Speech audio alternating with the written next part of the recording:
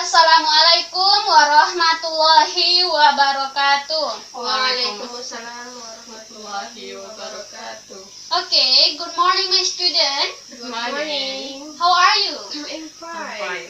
Okay, in this occasion, our lesson today about the situational syllabus. As we know, the syllabus is important in teaching English because syllabus is a plan of what is to be achieved for the student. And then, as we know that there are many types of syllabus like the grammatical, situational, and national functional, and so on. But our focus today just in the situational syllabus. Yeah, okay, my student. As we know, the situational syllabus is often defined as one in which the content are organized according to the situation in which certain language is likely to be employed and so on. But there are some major characteristics of the situational syllabus are theoretical basis, content and selecting and sequencing the content, objective, procedure, advantage, and the weakness of the situational syllabus. But the theoretical base refers to the central argument for the situational syllabus is that language is always used in a social context and cannot be fully understood without reference to the contextual setting. In the other words, situational syllabus is related to the topic or term. So that, my student, the characteristic of the content in situational syllabus is specified and ordered in non-linguistic terms. This means that the content of the language teaching is a collection of real or imaginary situations in which language occur or is used. And then, the content often takes the form of dialogue and conversation. And then, situational syllabus usually involves some kinds of the transaction in the specific setting.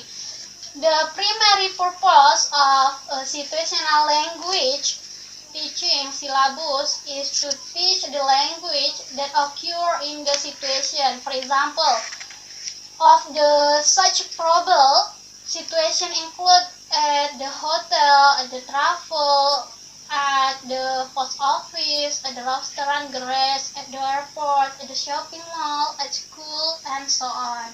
But we must know that the procedure in situational syllabus is firstly, teacher has to analyze the probable linguistic situation in which the learner might use the language. Then the teacher has to analyze the probable behavior or activities that the learner might carry out in different situations. So the probable behavior include the physical contact, channel, the relationship, the number and the character of the participant, and the relationship between them. And we know that there are many advantages of the syllabus.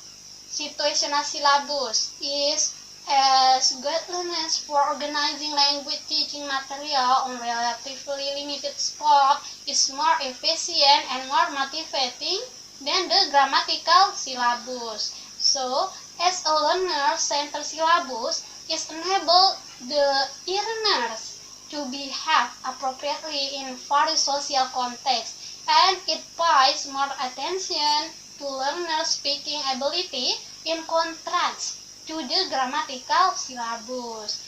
In situational syllabus, there are some weaknesses such as it is less appropriate for the student of general English, and anticipating can happen in any situation, or we know that about the requiring a change of script or topic.